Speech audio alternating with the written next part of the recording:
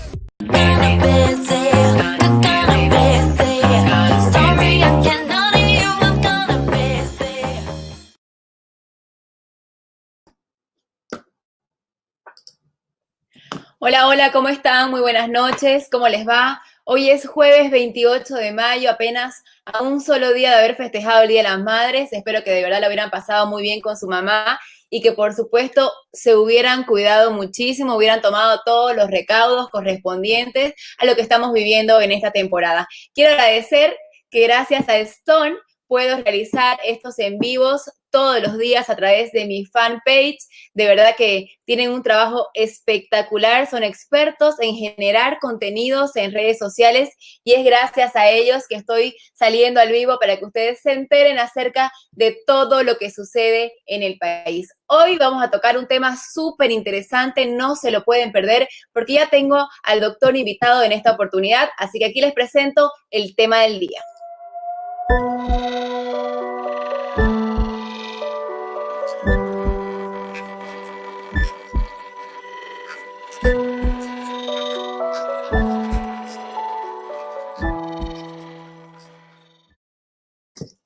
Hoy vamos a tocar un tema súper importante, los mitos y verdades del coronavirus. Ustedes saben que desde que apareció el tema del coronavirus se ha generado muchísima información, información correcta, información incorrecta, muchos rumores circulan por todos lados que generan confusión en la población.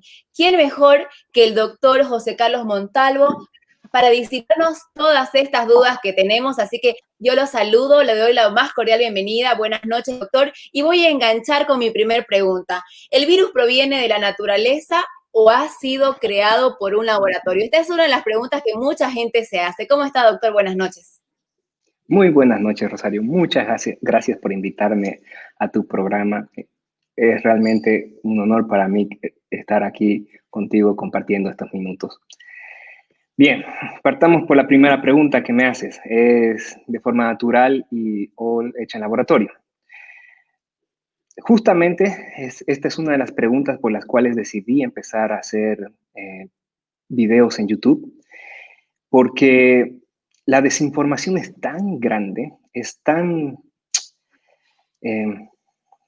masiva, que las personas tienden a creer cosas que no son.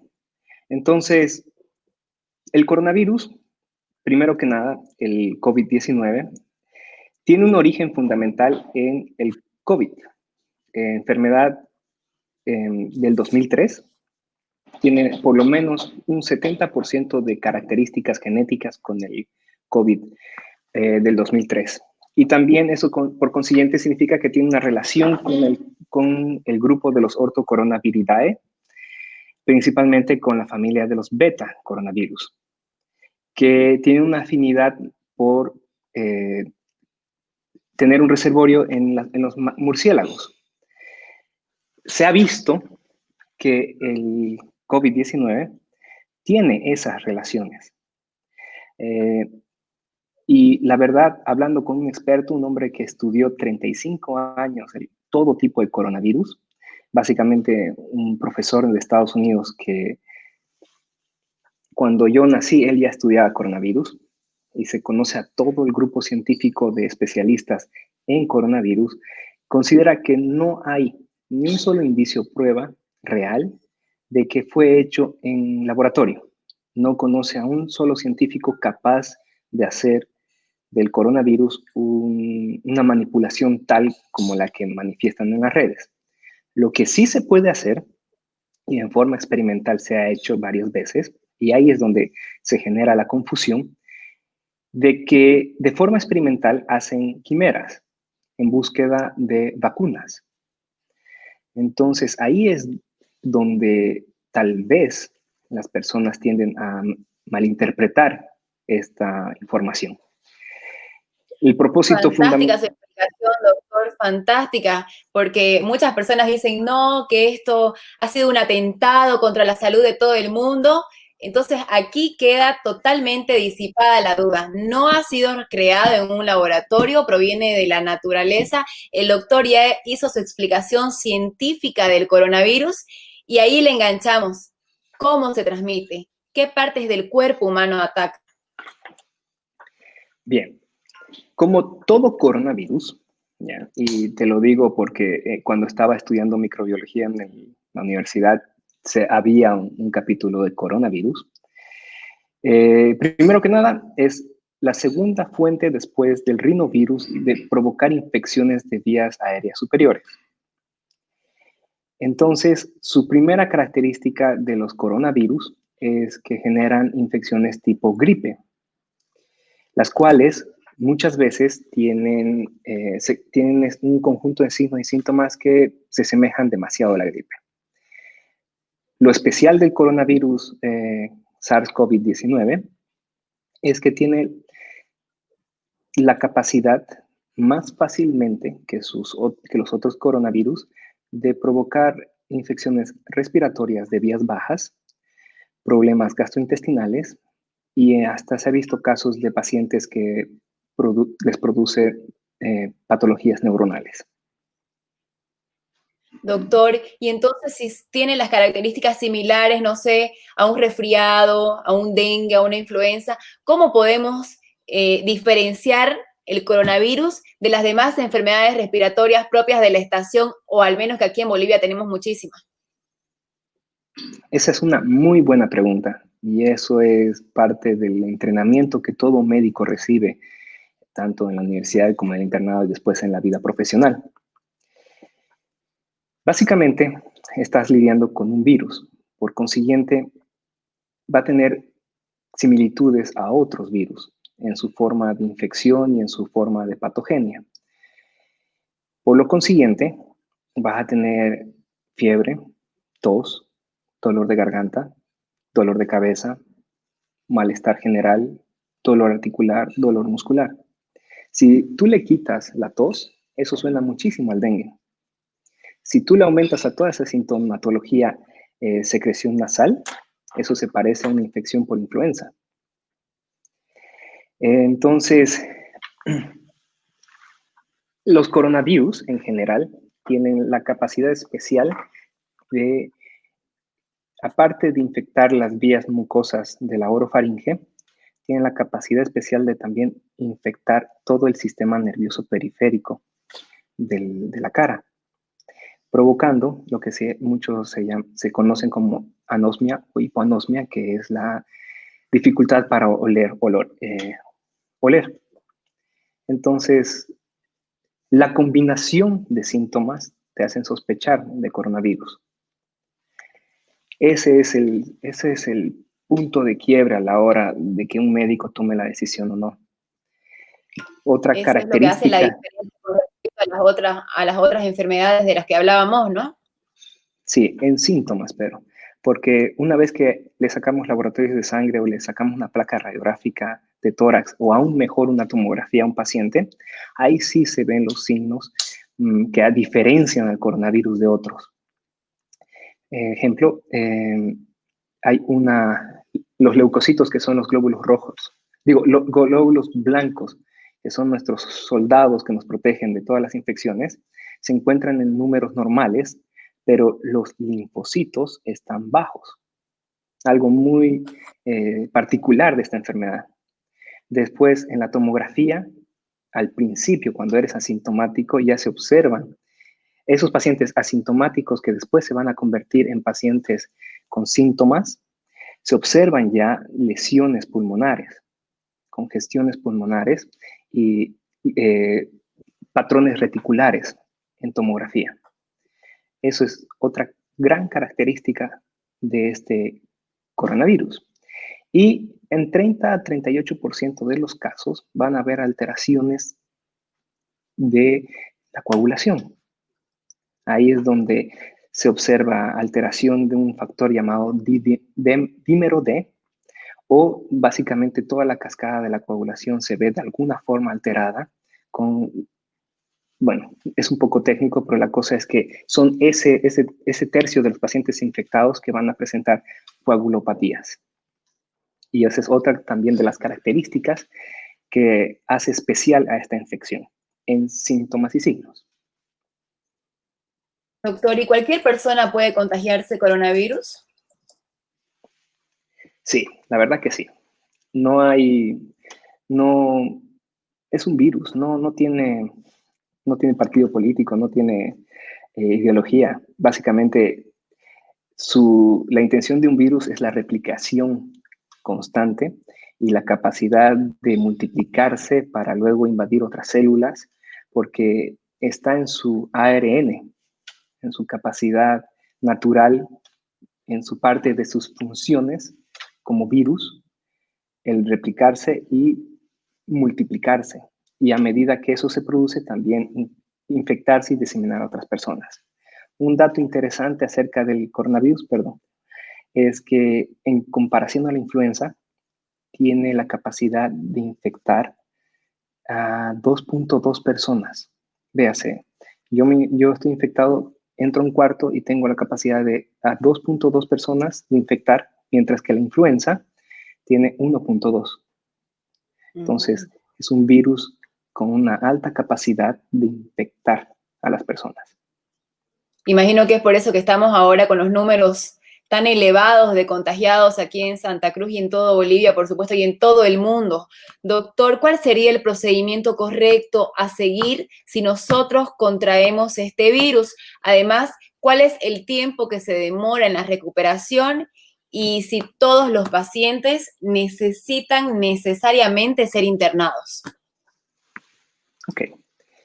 Primero que nada, cuando uno se entera porque tiene síntomas o le hicieron un estudio random de coronavirus y salió positivo, lo primero y más importante, aunque muchas veces en la práctica no sirve, es no perder la calma. Es muy difícil lo que les estoy diciendo, pero tener la calma, el autocontrol de poder agarrar y decir, ok, estoy infectado de coronavirus, es fundamental. ¿Por qué? Porque si una persona tiene la infección, lo primero que debe hacer es entrar en cuarentena, ir a su casa y quedarse por los próximos 14 días como mínimo en casa, lo cual va a permitir de que como individuo deje de contaminar a otras personas. Si esta persona vive con otras personas, lo ideal sería que se quede en un cuarto con un baño aparte y que los vecinos o los mismos familiares le provean de comida, agua limpia y ropa diariamente. Y si él tiene que entrar en interacción con sus familias o con los vecinos, lo cual la parte de vecinos se lo desaconsejo, pero con la familia, que utilice barbijo, que coma en un plato distinto, que trate de mantenerse a 2 metros de distancia de sus familiares si es necesario que tenga que conversar. Ahora, hay algo especial del coronavirus. 80%, y quiero que quede, voy a repetirlo otra vez, 80% de los pacientes infectados con coronavirus no les va a pasar nada.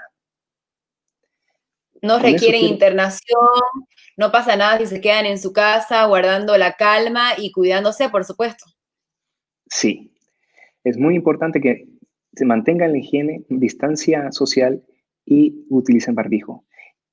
Y no hay nada en el mercado hoy por hoy que sea una cura milagrosa para la infección por coronavirus.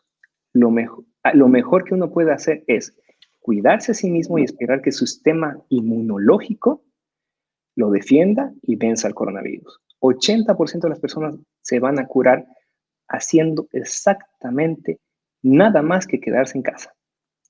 Ahora, ¿quiénes requieren hospitalización? El otro restante 20%. Y de ese restante 20%, un 25% va a requerir terapia intensiva. Todo el tema y la razón de la cuarentena es para proteger a ese 20%, darle la oportunidad a los médicos de poder curar a estas personas y poder ir rotando camas. Me Doctor, perdí en la tercera pregunta. ¿estas personas tienen algún rango de edades? Las que son de alto riesgo, las que quizás vayan a necesitar estar internadas o vayan incluso a llegar a terapia intensiva, ¿tienen algún rango de edades? Ya. Los médicos en Wuhan fueron muy puntuales a la hora de investigar estos puntos. Determinaron que quienes tienen más tendencia a ser hospitalizados son las personas mayores de 60 a 65 años. Los hombres, las personas obesas y con factores de comorbilidad. Principalmente, esto fue modificado por los estudios italianos, los pacientes con infecciones respiratorias o problemas respiratorios. Estas son las principales personas susceptibles a complicarse. Estoy hablando de los pacientes con bronquitis aguda, con asma, con enfisema, con problemas de cáncer pulmonar. En segundo lugar, se encuentran los pacientes con cardiopatías vasculares, como véase síndromes coronarios, como infarto, preeclampsia, o pacientes hipertensos. En tercer lugar están los diabéticos. Y en cuarto lugar, aunque parezca increíble, están los pacientes con problemas psiquiátricos. Estas son las personas que van a tener una tendencia a necesitar tratamientos en el hospital. Y un detalle, los tratamientos hospitalarios deben ser realizados por un médico. Bajo ninguna razón debe ser hecho por personal no calificado. El otro detalle es que a medida que la persona tenga más signos de peligro o factores de riesgo, esta persona va a tener mayor mortalidad. Si eres hombre, tienes más de 65, eres obeso y tienes cardiopatía, tienes un 56% de probabilidades de fallecer. Lastimosamente es una cifra muy fuerte, pero es la realidad de los estudios que en Wuhan hubo. Doctor, precisamente haciendo hincapié a lo que usted mencionaba de que se puede quedar en su casa, guardar reposo y puede sanarse así, obviamente supervisado por un médico. Aquí una persona nos escribe, la señora Ana María Savera dice, a un familiar le detectaron COVID-19 positivo. La caja lo envió a su casa para que haga cuarentena y le dieron medicamento para que tome y que vuelva en 7 días para su próximo diagnóstico. ¿Ese procedimiento está correcto? Bueno, dos cosas. Primero, hicieron un estudio random o el paciente ya presentaba síntomas. Si fue el estudio random, muy probablemente está asintomático y lo ideal es que vaya a casa por 7 días y vuelva para ver si presentó síntomas. El periodo de incubación, que es el tiempo desde que te infectas hasta que presentas síntomas, es más o menos, según los estudios chinos, de 2 a 7 días y según los franceses de 5 a 7. Ahora, si esta persona ya te presentaba síntomas y le hicieron el test y le dijeron que vuelva en 7 días, es que más o menos calculan que entre el 10º al 15º día de los síntomas, la persona va a tener una tendencia a las complicaciones. Entonces, le deben haber pedido que vaya al médico 7 días después para ver si es que presentó complicaciones. Perfecto, doctora. Ahí ella menciona que mandaron a su casa para que tome una medicación. Yo le pregunto a usted, en caso de tener coronavirus, ¿Cuáles serían los medicamentos correctos? ¿Los antibióticos sirven en estos casos o los médicos, qué es lo que están recetando hoy por hoy? Uf, aquí es tema de conversación muy larga y lo trataré de resumir de la siguiente manera.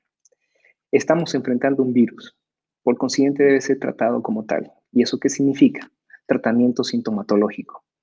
No hay ningún solo medicamento, a excepción de los antivirales que están ahorita en fase de estudio en humanos en Estados Unidos, que puedan detener de alguna manera la replicación viral o la complicación del paciente. Hoy por hoy, todos los médicos en el mundo están tratando al coronavirus como una infección viral. ¿Eso qué quiere decir? Si tienes fiebre, te dan paracetamol o ibuprofeno. Si tienes dificultad respiratoria, te dan oxígeno en bigotera, en máscara, o si la saturación es muy baja, te intuban y te ponen ventilación mecánica. Si tienes trastornos de coagulación, te dan anticoagulantes. Si tienes problemas de secreción nasal, pues te dan un antihistamínico. Entonces, a los síntomas de cada individuo se le da la medicación correcta. ¿Ya? Eso va a ayudar a alivianar el cuadro congestivo y darle una oportunidad al sistema inmune de defenderse, como corresponde, y que sea el mismo cuerpo el que acabe venciendo al virus. Perfecto, doctor. La verdad es que ahorita se están circulando en todas las redes sociales un montón de nombres, que esto es bueno, que esto también, y lo peor que le hace al cuerpo es automedicarse, pues, ¿no? Entonces, tenemos que recurrir a un médico, a un profesional, que él nos va a saber guiar de acuerdo a qué es lo que vamos a necesitar según el coronavirus que tengamos, si es un coronavirus asintomático o con síntomas, por supuesto. Sí. En resumidas Doctor, cuentas, sí. una pregunta más, bueno, de las muchas más que tengo.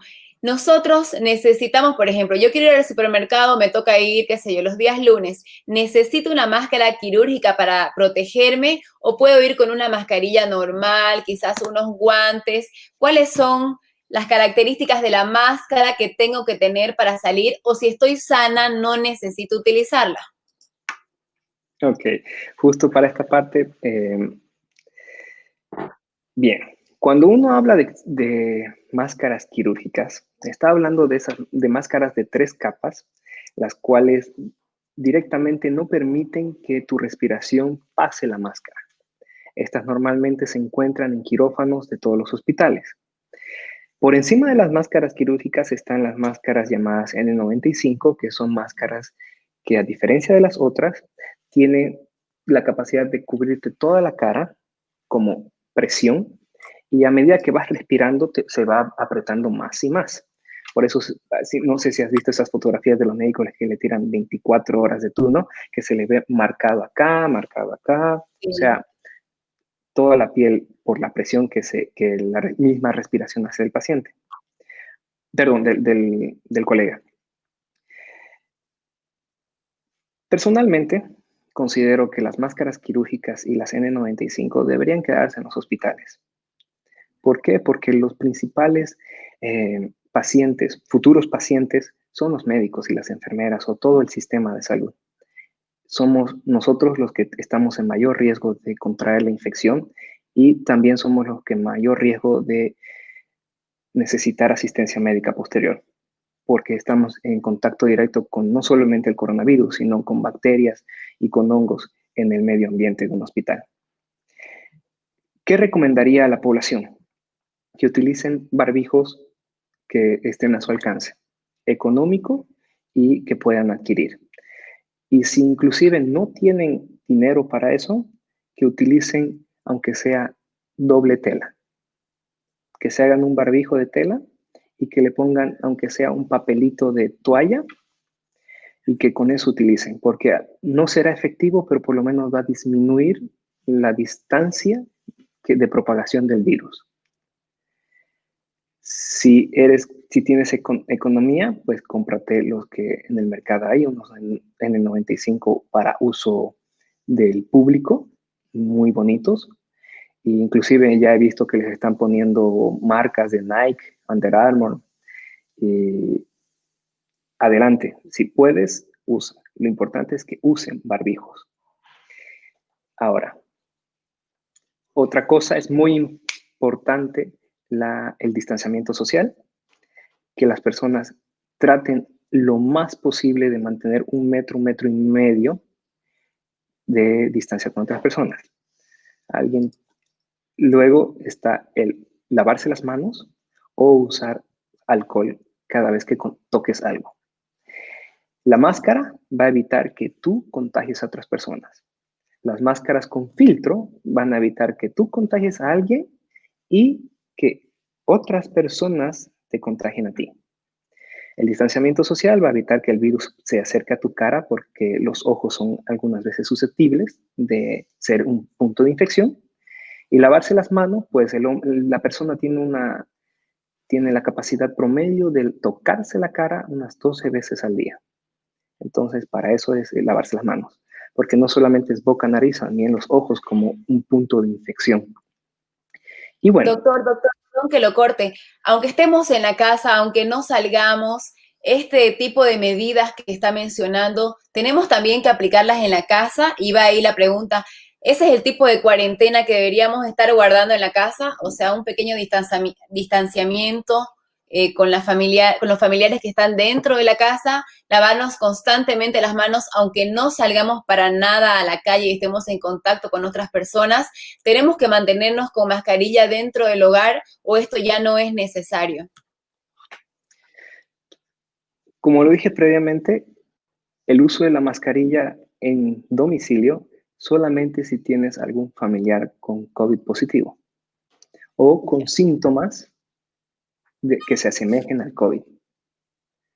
Inclusive me voy más allá al decir que si hay algún familiar tosiendo o con secreción nasal, que por cariño a la familia también use máscara y mantenga el distanciamiento, porque no lo irá a infectar de coronavirus, pero lo puede infectar de una influenza, un rinovirus. Entonces, evitemos asustar al familiar que está sano y utilicemos máscara si es que hay alguien con alguna infección. Mientras tanto, tratar de lo más posible quedarse en casa. La cuarentena tiene ese objetivo, evitar, porque el virus se propaga de ser humano, entre los seres humanos. Entonces,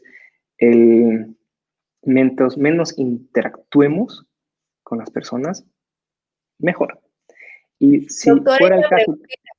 Perdón, hay una preguntita acá importante antes de que pasemos el tema de los barbijos. Muchas personas también dicen, no, de que hay algunos barbijos de que no sirven. Y aquí nos pregunta Fátima, ¿pero protegen? Dicen los de tela, tienen que ser triple tela, antifluido, o cuáles son los más recomendados, porque mucha gente, como le digo, dice de que estos más sencillitos, más económicos también no sirven. Entonces, doctor, ¿qué opinión merece esto? Los recomendados son aquellos que tengan sello de FDA. Hay barbijos de importación coreana y china, los cuales, o americana, los cuales tienen un signo que se llama, no, una abreviación que dice NIOSH, que es la aprobación de los productos en Estados Unidos. Si uno es capaz de conseguir este tipo de barbijo, es perfecto, ideal, pero si no puede y la capacidad económica no le da, una fácil manera de saber si el barbijo funciona o no es colocárselo, soplar un fósforo, encender un fósforo y tratar de soplarlo a través del barbijo. Si la llama del fósforo se comienza a mover o directamente se apaga, ese barbijo no sirve absolutamente para nada. Perfecto, facilísimo. Entonces el ejemplo es súper claro. Es más, tengo un par de barbijos, voy a ir a hacer una pequeña prueba entonces enseguida. Doctor, tenemos más preguntas de las personas que nos están viendo a esta hora. Gracias por estar en contacto con nosotros. Joaquín Camacho pregunta, ¿por qué en Bolivia no se habla nada sobre el dióxido de cloro? Dice, ¿cuál es su opinión? En Ecuador ya hay casos con estudios clínicos de haber recuperado pacientes con COVID-19. Yo lo he usado de manera tópica y me ha sanado una afección en la piel. Doctor, ¿qué ¿Qué pasa con este medicamento, este producto? Bien, lo he estado viendo, es una tarjeta celeste que dice que desinfecta la área con cloro. La parte del dióxido es por la capacidad de evaporización que tiene. ¿Y cuál es mi opinión? La verdad, para ponerlo en palabras simples, creo que el virus le dice, permiso, señor dióxido de cloro, voy a pasar nomás a la nariz y boca de esta persona. No hay ni un solo estudio científico serio que demuestre que esto realmente funciona. ¿En qué he visto que sí funciona? Agarrar cloro, diluirlo al 0,5% en un litro de agua, que eso es más o menos como 7 cucharas de cloro sobre un litro de agua, y pasarlo a todas las superficies del cuerpo, de la casa, o inclusive utilizarlo en forma de spray para lavarse las manos. El estudio del que habla en Ecuador tiene muchas falencias de sesgo y la hipótesis no está bien determinada y las respuestas no están siendo, y los resultados dejan más preguntas que respuestas. Entonces, no me animaría a decir que funciona. Tal vez esperar que otras personas repliquen el estudio o que realmente hagan un estudio más serio en el cual haya un caso, sea un caso control por lo menos. ¿Qué quiere decir eso?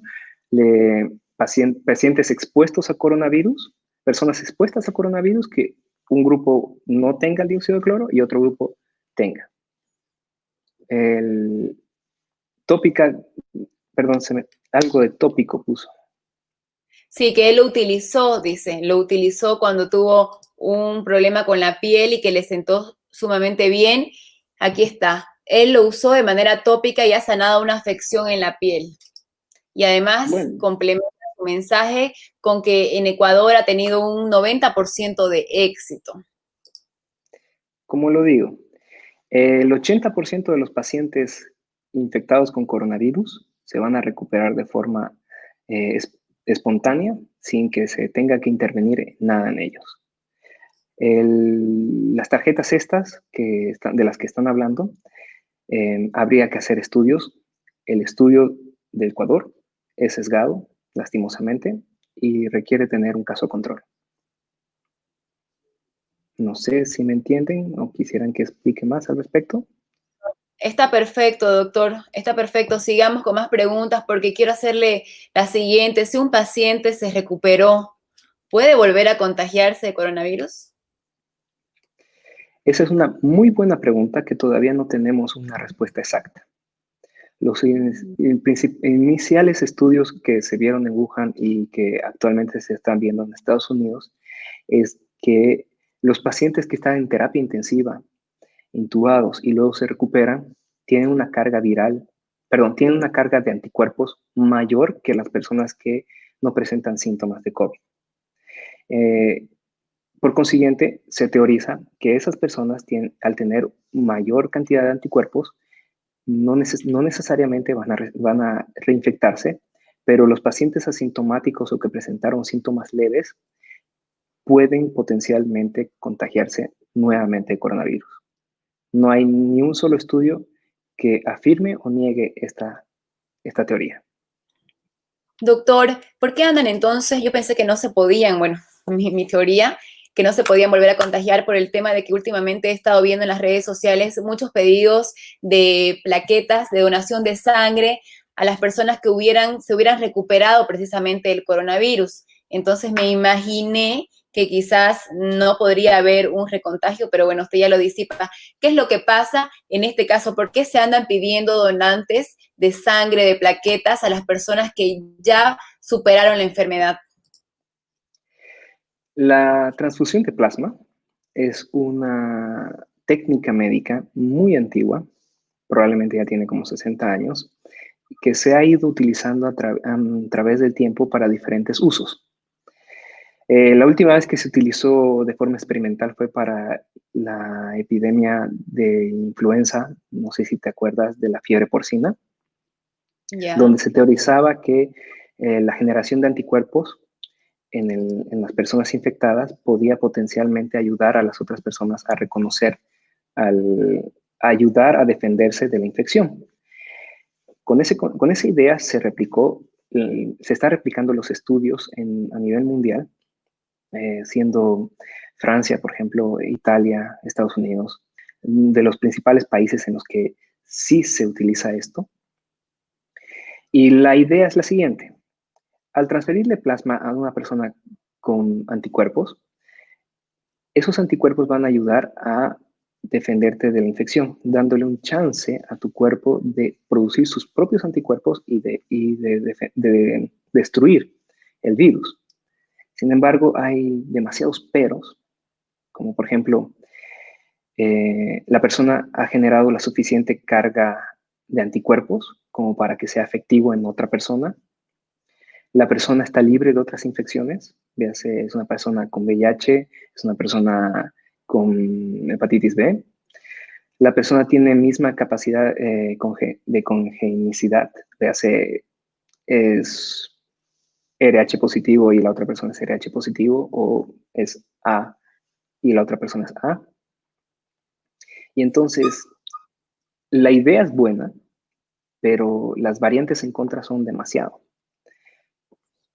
Por otro lado, es importante recalcar que vale la pena intentarlo.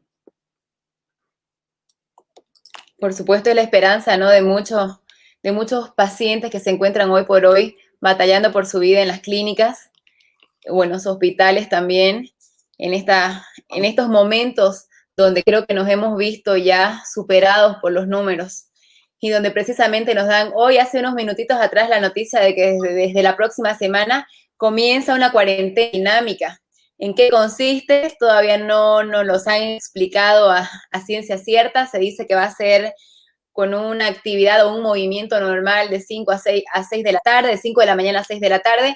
Ya vamos a estar tocando también ese punto más adelante, pero por ahora, doctor, tenemos más preguntitas. A ver, yo también tengo por aquí más preguntitas, pero vamos a responder a la gente que nos está viendo.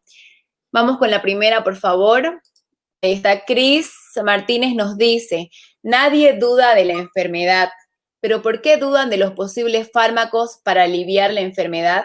Se preocupan por encontrar la inmunidad, pero no para recuperar a los ya enfermos. Dice, ¿qué es más importante que la inmunidad? La verdad que el señor Chris está confundiendo un poco las ideas. ¿Por qué es importante la inmunidad? Todos los seres humanos tienen un sistema llamado de células blancas y de linfocitos. Los linfocitos tipo B son los productores de anticuerpos. Pero antes de que los anticuerpos entren en efecto, están los macrófagos, los leucocitos, todo un grupo de soldados con diferentes especialidades, algunos francotiradores, otros estrategas, generales, soldados rasos. Y todo eso son los principales peleadores a la hora de enfrentarse a un virus. La inmunidad es sumamente importante porque es exactamente eso y nada más lo que va a hacer, le va a dar fin a un virus. Ahora, respecto a la enfermedad, ¿por qué dudan de los posibles fármacos? Se dudan de los posibles fármacos porque estamos enfrente de una infección, de un virus absoluta y completamente nuevo. La última vez que hubo un COVID fue el 2003. Y luego, el 2012, hubo un COVID, pero que se llamaba MERS, que era una enfermedad del Oriente Medio, que tenía las mismas características, solo que originario de los camelios. Ambos producían síndrome de dificultad respiratoria y ambos eran originarios de un coronavirus. Ninguno de estos virus se parece al coronavirus. El coronavirus tiene más bien todas las características de los anteriores y tiene una capacidad de infección mayor y tiene una capacidad de provocar,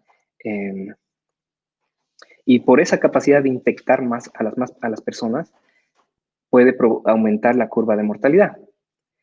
Entonces, lo que se está utilizando en el medio de hidroxicloroquina, ivermectina, anakinra, el remdesivir, que es un antiviral que se cree que puede utilizarse contra este virus, todo es experimental. Absolutamente todo es experimental.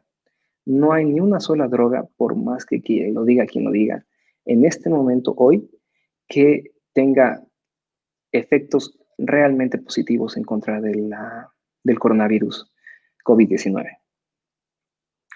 Doctor, ¿y se sabe con certeza si luego de recuperarse del coronavirus, te deja algún tipo de secuelas? Excelente pregunta. Y lastimosamente la respuesta es sí, pero depende con quién. Resulta que hace un rato te dije que 80% de las personas asintomáticas se infectan del coronavirus y pasan a ser asintomáticas. No les pasa nada. De ese 20%, 25% van a ir a terapia intensiva. En esos pacientes de terapia intensiva se ha observado que el 13% van a generar algún tipo de fibrosis pulmonar. Ese es el dato clínico que se está viendo ahora de los estudios que las personas en Wuhan pudieron emitir al mundo y que fue corroborado por los italianos. Hay una lesión por la tormenta de citoquina que va a eventualmente dañar tan severamente que va a provocar fibrosis como resultado. Pero estamos hablando de un 13% de los que entran a terapia intensiva. En números, es un número bajo, pero sí existe. Es un porcentaje menor, pero de igual forma significativo, ¿no? Porque puede ser a alguno de nosotros los que nos toque pasar por este momento tan malo, ¿no? Como que el coronavirus te deje una escuela. Tenemos más preguntas, doctor. Por aquí nos dice Aramayo Fátima, hace días tengo dolor de cabeza leve. ¿Esto puede ser un síntoma? De acuerdo a la clasificación que se hizo en Wuhan, ese es un síntoma. Pero, Aramayo Fátima, solamente tener dolor de cabeza no significa que tienes coronavirus. Necesitas de más síntomas para llegar a pensar, por lo menos mínimo 3, para llegar a pensar de que tienes coronavirus. Dolor de cabeza hace varios días muy probablemente puede ser inclusive relacionado con la menstruación, con tensión, estrés, con hipertensión, con problemas de dificultad para ver. O sea, la cefalea, el dolor de cabeza leve, es un síntoma muy, muy general para múltiples enfermedades. No debe ser tomado como un síntoma cardinal para el coronavirus. La combinación de síntomas es lo que importa. ¿Verdad que sí? El dolor de cabeza creo que ahora está a la orden del día. Todos estamos estresados, no sabemos qué va a pasar y creo yo que precisamente repercute, ¿no? En nuestro estado anímico y también repercute en el dolor de cabeza que tenemos muchas veces de forma constante, que ya se pasa a ser como que crónico, ¿no, doctor? Creo que yo me imagino que usted estos días ha tenido muchas llamadas de pacientes que le dice, doctor, tengo un dolor de cabeza, pero terrible, ¿no? ¿Qué hacer cuando tenemos esos dolores de cabeza que no son producto de un coronavirus, de un dengue, de una influenza? ¿Qué se puede hacer en ese caso, doctor? La ¿Qué principal, tomamos? el principal tratamiento para, por ejemplo, el dolor de cabeza es buscar la razón del dolor de cabeza y evitarla. Y la segunda es tomar paracetamol o ibuprofeno, una buena ducha y Santo. si se puede, hasta una siesta. Bien, buenísimo eso de la siesta, me encantó. Tenemos más preguntas. A ver, Andrea Cabrera nos dice, porfa, que nos orienten, ¿por qué no se están haciendo pruebas con reactivos? ¿Qué pasa con el tema de las pruebas? Incluso hasta las pruebas particulares, por decirlo así, están escaseando en la ciudad cuando más necesitamos de estas. Esa es una muy buena pregunta y ¿por qué razón la hace? Imagino que Andrea debe haber visto la experiencia de Corea del Sur. Corea del Sur no se basó tanto en la cuarentena, sino más bien en la venta masiva de máscaras, de barbijos y de test aleatorios de COVID. Pero la gran ventaja que tenía Corea en comparación a nosotros es que tenían la fábrica ahí mismo en el país de los reactivos. Y si ellos no podían, lo tenían a China de vecino para los reactivos. En cambio, nosotros no tenemos a ningún vecino y nosotros tampoco nos producimos reactivos. Tenemos que esperar que venga de los otros océanos, de los otros continentes y nos llegue. Tengo entendido que estamos en lista de espera. Si se han dado cuenta, todos los días el CEDES emite una nueva cantidad de pacientes infectados. Eso es porque cada día o cada cierto tiempo les llega más reactivos. Entonces, la capacidad de estudiar a las personas es mayor, permitiendo que ese grupo de personas se aíslen en casa y teóricamente disminuir la incidencia. Lo ideal sería poder hacer reactivos a todo el mundo. Principalmente tengo entendido que ya hay laboratorios privados, inclusive, que ya tienen los reactivos. Están a buenos precios. Es nomás llamar y preguntar. Pero idealmente, para que se levante la cuarentena, debería haber una venta masiva de barbijos y que hayan estudios de reactivos para COVID más accesibles a la población. Gracias, doctor. Tenemos ahí a la señora Doratania Vaca, que nos dice muy buena entrevista, gracias por aclarar algunas dudas. Tenemos también a Mimi Bravo, que dice, muy buena pregunta. Saludamos a Silvia Román, que dice también, muy buena entrevista, gracias por aclararnos todas las dudas. Y bueno, Fátima Muchas Aramayo gracias. ya está un poco más tranquila, que presta atención a qué otros síntomas tiene para descartar o confirmar que presenta coronavirus, ¿no, doctor?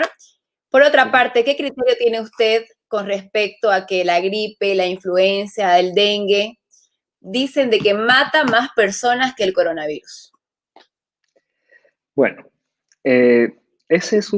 hubo un video de unos médicos que fueron altamente criticados. ¿Por qué? Compararon la incidencia o la prevalencia, incidencia número de casos nuevos y prevalencia número de enfermos en un año, pero compararon eso con los números del coronavirus. Y aquí el punto importante es que la incidencia del dengue, de la influenza, de la gripe, de todo el resto de los virus, es que se estudian en un año. El coronavirus en nuestro país tiene 3 meses. No se puede comparar la incidencia del coronavirus con la incidencia de las otras infecciones virales, porque el número va a ser muy sesgado y va a generar hipótesis totalmente falsas. Lo que sí se puede hacer es compararlo al coronavirus con su letalidad. ¿Qué es la letalidad? La capacidad es una fórmula que dice, número de pacientes enfermos dividido entre número de pacientes muertos por 100. Y ahí es donde sí se lo puede comparar con otros virus. Entonces, ¿qué número te sale? Hasta ayer teníamos una letalidad del 3.9. Al principio cuando el coronavirus llegó a Bolivia, teníamos una letalidad del 10%, pero eso era porque no teníamos los suficientes reactivos como para estudiar masivamente a la población. A medida que estudiamos masivamente a la población, ese número fue disminuyendo hasta tener una realidad más comparable con el resto de los países. Y la letalidad del coronavirus es mayor que el de la influenza, mayor que el del dengue, pero en la infección del 2003 del COVID tenía una letalidad del 15%. La del MERS, la del 2012-2013, la enfermedad del coronavirus del Oriente Medio, tenía una letalidad del 10%. O sea, de los coronavirus que han habido en los últimos 20 años, el COVID-19 no es tan letal, pero sí es muy infeccioso. Me encantó la explicación porque quedó clarísimo, disipamos todos los mitos, todas las dudas que teníamos acerca del coronavirus en esta oportunidad, doctor. De verdad, agradecidísima con usted. porque nos ha prácticamente disipado todas las dudas que tenemos desde que iniciamos este periodo de cuarentena, este periodo de tensión, de susto, de miedo. Y yo ya quiero ir terminando la entrevista preguntándole algo que igual es un mito. No sé si es la verdad, necesito que usted nos diga, por favor, doctor, ¿es cierto que el calor puede matar el virus o no? ¿O es mentira? Decían, no, es tomate una infusión de té todos los días, en la mañana, en la tarde y en la noche, el calor va a matar al virus. Come, toma, acompaña tu té con un poquito de bicarbonato de sodio, porque eso también va a matar al virus. Ponle unas gotitas de limón, porque eso también te va a ayudar a matar al virus. ¿Estos mitos son verdades o son solamente mitos? En Estados Unidos, en las farmacias hay los medicamentos over the counter, que su traducción sería de venta libre. El Mentizan es de venta libre, el mentol es de venta libre, los concentrados de miel. Nos sirve ¿Mm? para todo. Si tenés un chichón más grande y tu mamá anda, ponete Mentizan y lo usamos para todo el Mentizan. Sí, y entonces todos estos medicamentos, ¿ya? Naturales tienen algo a favor y en contra. A favor, A ver. porque son fáciles de acceder, muy fáciles de utilizar y tienen cierta efectividad a la hora de tratar infecciones virales. En contra, en comparación a los medicamentos que hay de venta en farmacia, paracetamol, ibuprofeno, hasta indometacina si quieren, que no lo recomiendo porque no es su razón de ser. Tienen, no son, el riesgo-beneficio no vale la pena. El riesgo-costo tampoco. Un paracetamol es 1000 veces más efectivo que el Mentizan, que el mentol, que el té con limón a la hora de quitarte la fiebre y quitarte quitarte la fiebre, perdón, y quitarte la inflamación. Entonces, cuando uno tiene una infección y está en el principio, mi mamá me servía té con limón y miel. ¿Mi mamá estaba en lo correcto? Sí, pero la infección viral progresaba, de nada servía. El calor en el virus no hace absolutamente nada, más bien lo ayuda. El virus necesita para replicarse y tener la capacidad de contagiar a las personas, necesita calor, humedad, superficie de piel, mucosidad. Ahora, el calor para lavar platos, para lavar los utensilios y lavar la ropa es perfecto. Ahí sí lo mata. ¿Ya? No, tal vez no sé si estoy explicando bien eso, pero esa es una idea general para todos los virus. Doctor, entonces el calor en una infusión, en un tecito, en nuestro organismo no sirve. Más bien se podría decir que es contraproducente. Pero sin embargo, el calor en lavar la ropa, el lavar los trastes, las cosas de la cocina, le va perfecto porque sí ayuda a matar el virus. Correcto, lo dijiste mejor que yo. Ay, doctor, o sea que hemos estado tomando té caliente todos estos días y no nos había servido de mucho. Gracias, doctor, le agradezco de verdad. Ahí teníamos, a ver, un mensajito más de alguien que nos preguntaba sobre el calor de microondas o de horno. Bueno, ya está dicho de que no sirve el calor. O sea que no se queme más la lengua, por favor. Y sigue usando Mentizan. Para mí me sanaba de verdad que lo amo. Doctor, quiero agradecerle, fue una entrevista muy dinámica, nos disipó todas las dudas que teníamos y yo no lo puedo dejar ir sin que usted nos dé una recomendación final para todas las personas que estamos en casa, que lo estamos viendo, que estamos todos preocupados por este virus. Queremos una recomendación final de una persona que sabe, de un médico que está preparado, que conoce el virus y que nos puede dar una palabra correcta para que nos podamos, no sé, en casa, cuidar con la familia o si ya tenemos que salir a trabajar, proteger también de la mejor forma. Quisiera aprovechar para dar 2 consejos. El primero, traten de quedarse lo más posible en casa. Entiendo perfectamente que hay necesidades que ni siquiera las buenas intenciones pueden. El problema del dinero está siendo muy, muy fuerte y es un tema muy fuerte en Bolivia, así que no puedo agarrar y decir que no salgan para nada. Hay personas que viven el día a día y tienen que arriesgarse. Lo que quisiera para esas personas es que por favor consigan barbijos y mantengan la distancia social. Que por favor también se laven las manos constantemente o que vayan con un frasco pequeño de gel. Sean conscientes de esas 3 cosas y van a poder estar relativamente tranquilos en la calle. El resto de la población que pueda, por favor, quédense en casa. No salgan.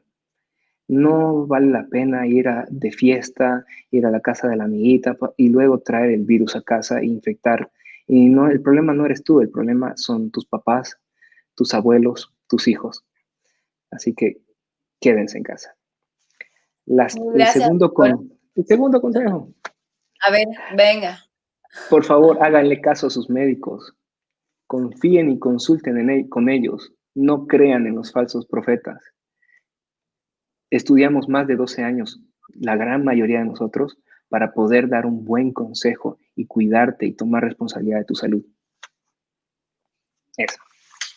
Doctor, ese punto es realmente importante. Como yo decía, no se automedique. Si le duele la cabeza, no hay por qué meterse 3 tabletas. Si le duele, no sé, le falta un poquito la fuerza para respirar, vaya y consulta al médico. No tiene que automedicarse. Yo creo que ese es un punto tan importante que muy pocos, la verdad, cumplimos y seguimos, pero en esta oportunidad que estamos todos en riesgo, tenemos que hacerlo, ¿no, doctor? Así que le agradezco mucho por habernos acompañado. Esperamos tenerlo pronto con más preguntas, que me imagino que muchas personas se van a comunicar conmigo para decirme algunas que no le hubiera hecho, aunque creo que hemos tratado de poner todas las preguntas en un rango bien general y amplio como para que se entienda todo lo que es el concepto de la enfermedad, a quienes ataca y bueno, y todo lo que conlleva el coronavirus. Le agradezco mucho, doctor. Nos vemos pronto. Muchas gracias, Rosario. Muchísimas gracias por la invitación. Bueno, de esta forma vamos llegando al final. Les agradezco muchísimo por haberme acompañado. Quiero mostrarte un poquito acerca de lo que vamos a hablar mañana, ¿sí? Hola, lo de mañana, el tema de mañana. Mañana tenemos un tema muy importante también, que quiero que vos no te lo perdás. Nos va a acompañar también otro médico, un pediatra, el doctor Nelson Villarreque, que nos va a hablar un poquito acerca de qué conducta tenemos que tener con los más chiquititos de la casa, cómo subirle las defensas, cómo hacer para que ellos no se enfermen en esta temporada en la que todos corremos grandes riesgos. Así que quédate en casa, cuida a tu familia y no te perdás mañana a las 7 de la noche una gran entrevista también con otro médico invitado. Conmigo hasta el final. Chao, chao. Nos vemos mañana. Pásala bonito y quédate en casa. Dance for me, dance for me, dance for me, oh, oh, oh, oh, oh, oh. I never seen anybody do the things you do before.